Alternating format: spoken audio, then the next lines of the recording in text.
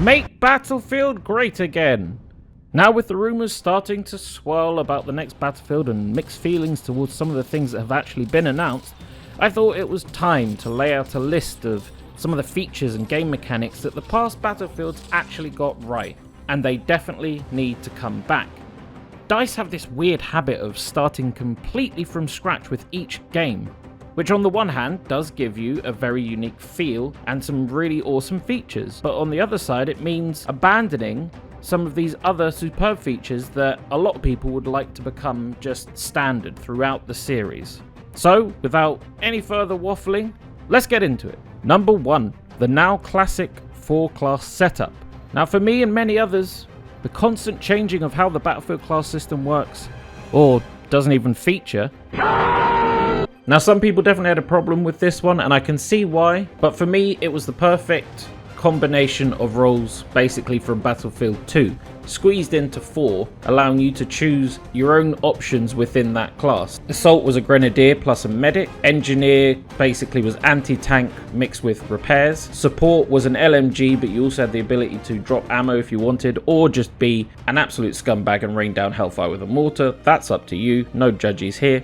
And recon is obviously a sniper, but you had the option of going more for a forward-facing recon with the ability to destroy lots of things, or if you chose, spawn beacons, allowing your team to spawn wherever they wish. Now the kits, I don't think were the problem with this one. I think it was the amount of weapons that were available to each kit, as obviously as standard their primary weapons were assault rifles, PDWs, LMGs and sniper rifles respectively, but every single kit also had the option of using a carbine, a DMR or a shotgun, which is a little bit excessive for all of them. I feel like maybe assault could have all those options minus the DMR potentially, but there needs to be a little bit of a strip back in terms of what's available just to make them feel a little bit more within that class. But other than that, I think they absolutely nailed the class setup, at least for me. I don't know, let me know down in the comments.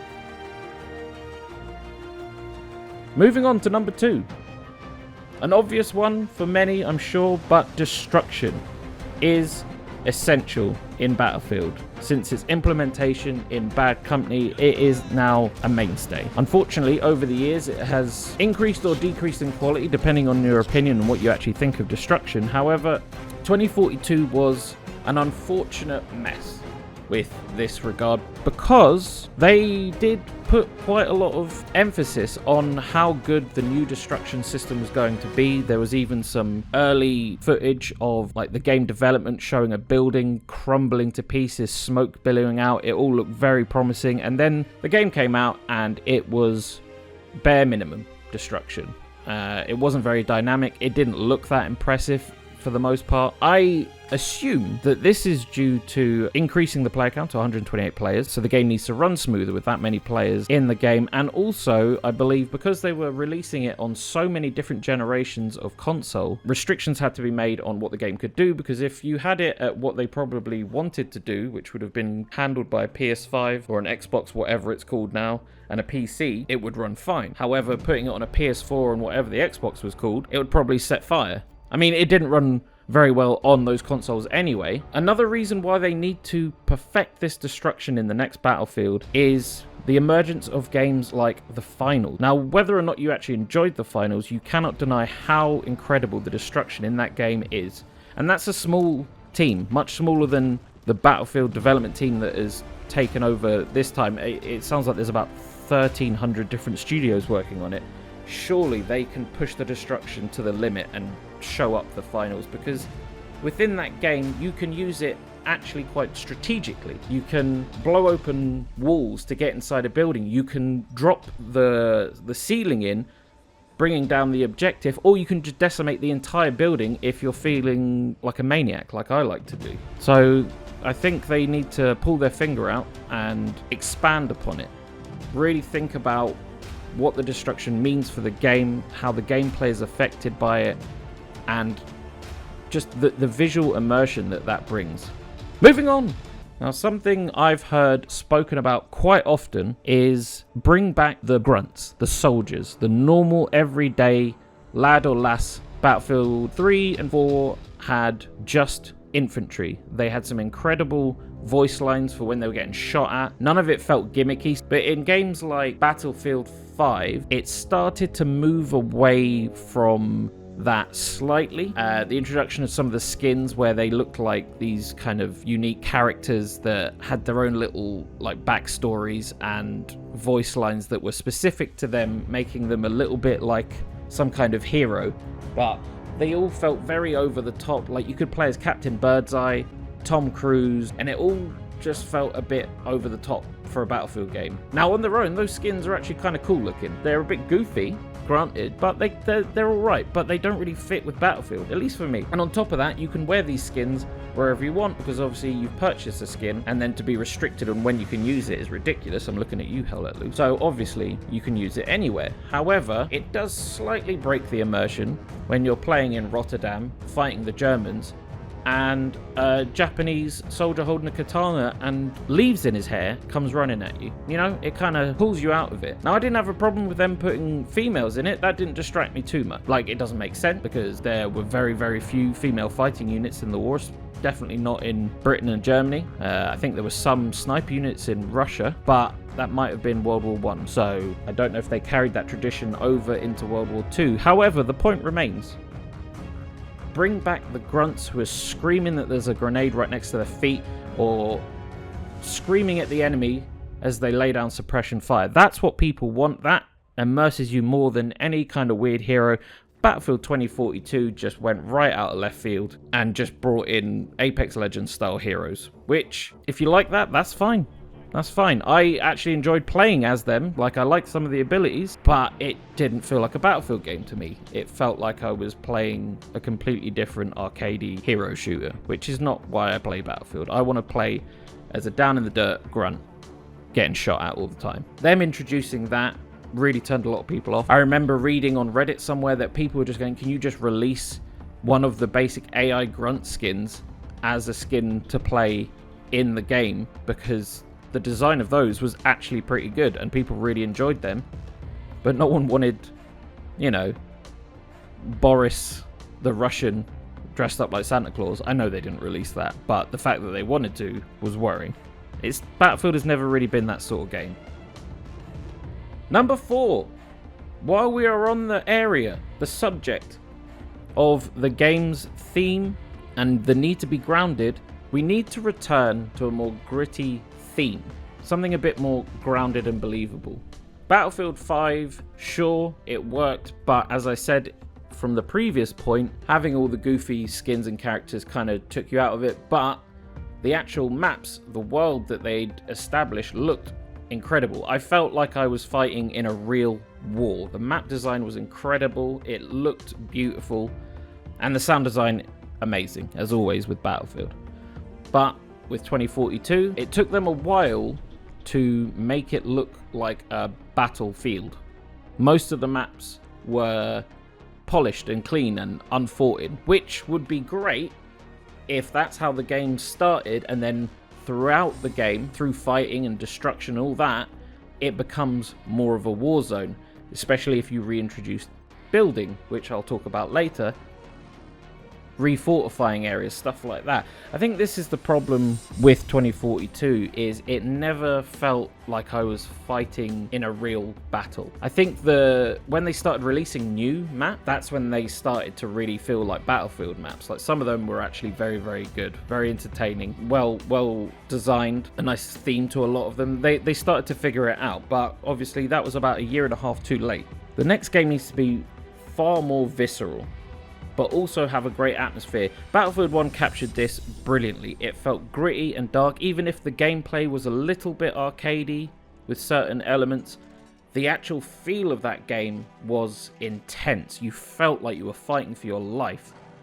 The dirty countryside, the smoke, the fires, all the buildings being destroyed, that kind of old era sort of architecture as well just really sold that. So if we're heading into a modern combat area, it needs to be taken from real life locations that people can look at and be like, that feels like I'm there, and then destroy it, you know? That's what needs to happen. Moving on Number 5. Now, something that was a tad divisive, but I actually enjoyed, I just didn't enjoy the implementation of, was the attachment switch system, which has a name, and I can't remember what it's called. So we'll just go with attachment switch system, which is really hard to say. But in 2042, if you didn't know, if you never played it for whatever reason, I don't blame you, is you could set up a gun to have the ability to switch to multiple attachments on the fly very, very quickly. So you could change the barrel attachment, you could change the sight, and you could change the ammo, which is a great idea for versatility. However,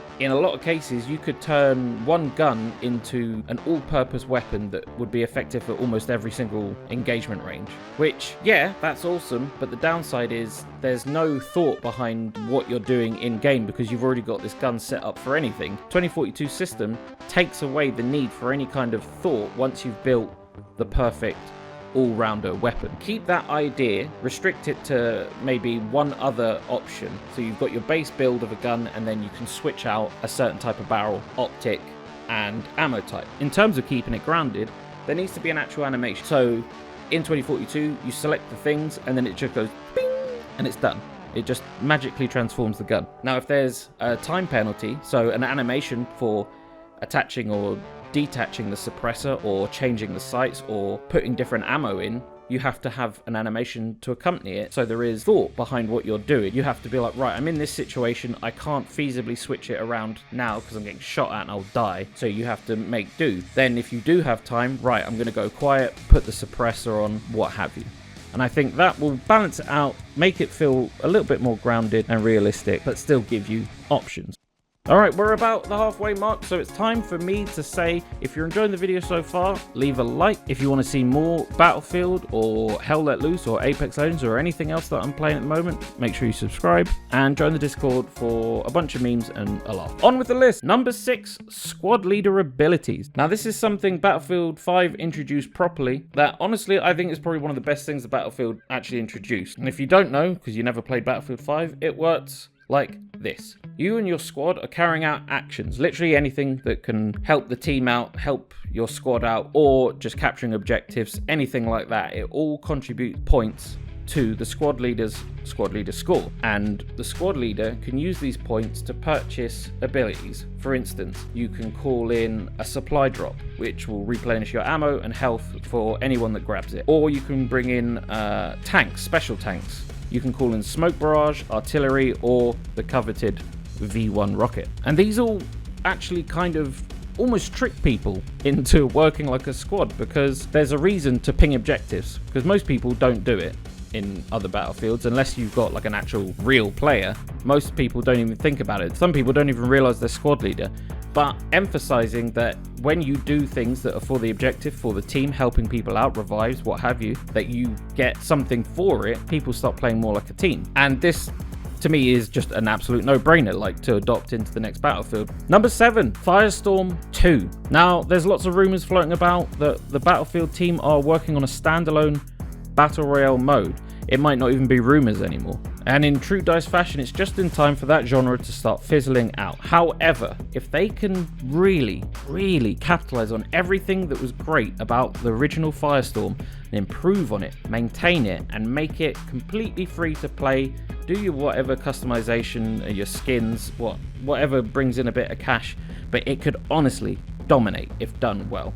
Using all of the classic maps or classic POIs from all the best Battlefield maps and just smooshing them together, obviously done in a way that a map designer would rather than me where I just stitch them all together, you could have possibly one of the greatest Battle Royale maps ever built. Think about how good that would be. 150 players, destroying buildings, skyscrapers coming down, and a giant ring of fire ready to toast your tuchus. Honestly, put it straight into my veins right now. Right, moving on. Number 8, have a proper beta. Hell, have a proper alpha. And for the love of God, have a community test environment straight away.